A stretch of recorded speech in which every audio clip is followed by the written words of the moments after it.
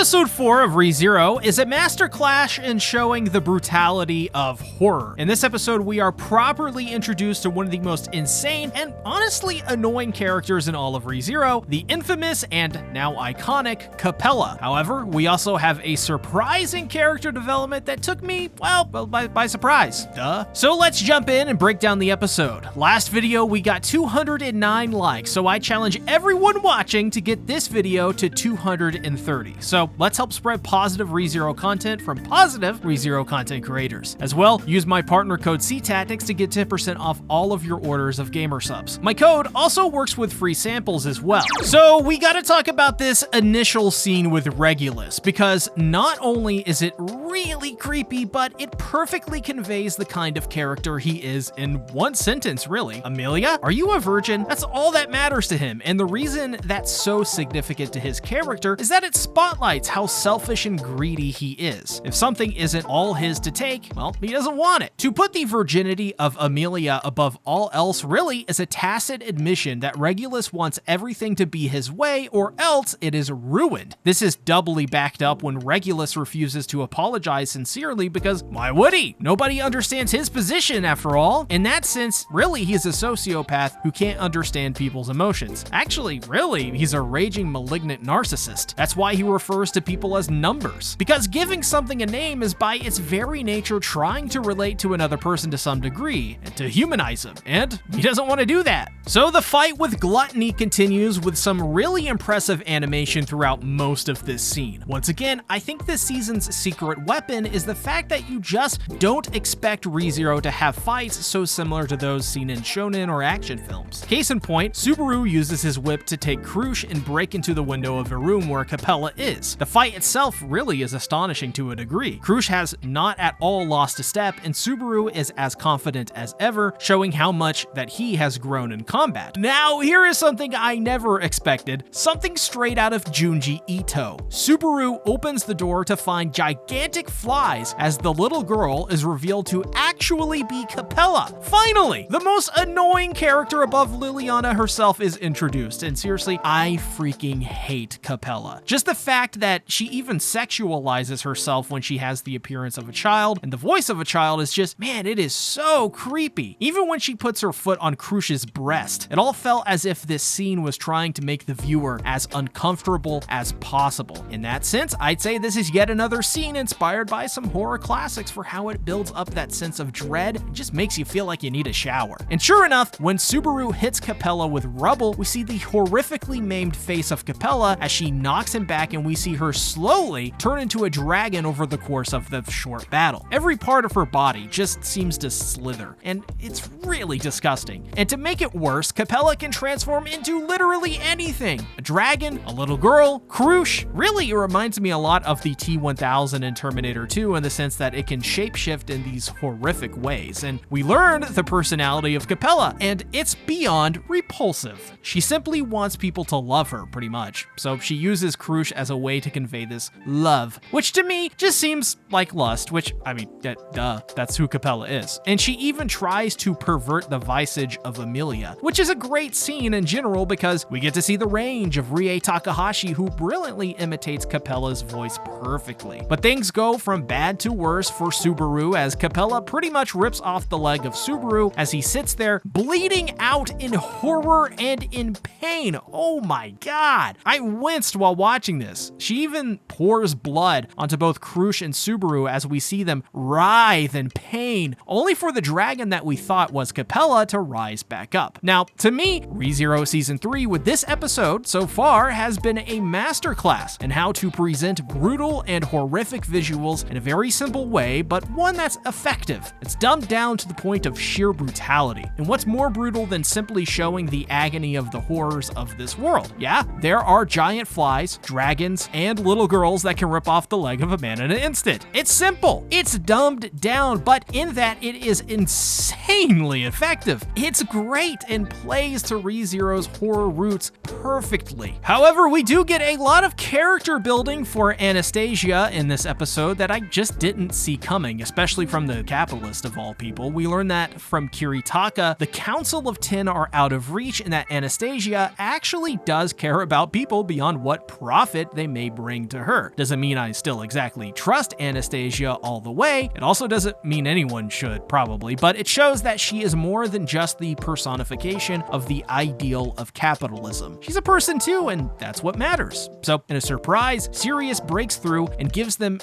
a round of applause because she is beyond crazy. And guys, I know you love her. She is probably the crazy bandage waifu for some of you watching. I know it. I know, you don't have to say. However, the twins come to the rescue along with Felix, and they are still injured. However, the scene ends in a bittersweet way. Anastasia and Kiritaka are confronted by goons as Kiritaka tells Anastasia to leave now to save her, which is the most important thing to do because this lady is a candidate, and to have her die here would be a major loss for the candidacy and the race. Talk about creepy though, this episode was wild because in the scene with Heinkel, we see these Zada? Is that what it's called? They jump on Felt and she freaks out. And I'm not really freaked out by bugs at this point in my life, but I gotta admit, they are pretty disgusting. And this scene showed that really well. But gotta say, it was pretty badass and deserved when Felt broke the bottle of wine over Heinkel's head as Heinkel tried to play mind games with Reinhardt, rhetorically asking if he would really try to kill his father. And this goes to show the kind of low-life scum that Heinkel is. No bar is too low for him, even for his own son and his family. Turns out that Otto was behind the bug, so Felt sends Otto and Reinhardt together to back up Subaru. This was a necessary scene to establish that Felt isn't the same person from season 1. She's gained a lot of confidence in her role, and while she is still very childlike, Felt feels way more like a royal candidate than just an anarchic punk looking to sell some goods to a fence. However, the ending to this episode was absolutely insane. The city is randomly flooded as we see Capella fly out of the building they were in with Subaru hanging on with no leg as he falls into the current of water, bleeding profusely. I mean, God, this arc so far, it just feels like total chaos, doesn't it? The witch cult just keeps doing things, which keeps surprising me at every turn. But hey, that's what they do, right? They are a cult of chaos incarnate. This is what they are. Even in the after credits, we see Amelia looking out and witnessing this chaos as Capella comes over the loudspeaker. It's just chaos and insanity at every turn. Now, this is my own opinion, but ReZero Season 3 thus far has been a masterclass in how to show the brutality of horror. I think that was necessary for them to get perfect for this season because, well, Capella's in the season. She's such an iconic character to many people, and her entire shtick is the horror aspect around her persona. She's just unsettling and devoid of humanity. She perverts love into lust and shapeshifts into anything she seemingly wants to for the most part. She also seems to be impervious to many attacks as well. But I think overall, this was a fantastic introduction to the Capella character, even though I wanted her dead like, oh, I don't know, last week? I mean, she's insanely annoying, but hey, that's the point. She's vile and repulsive. So,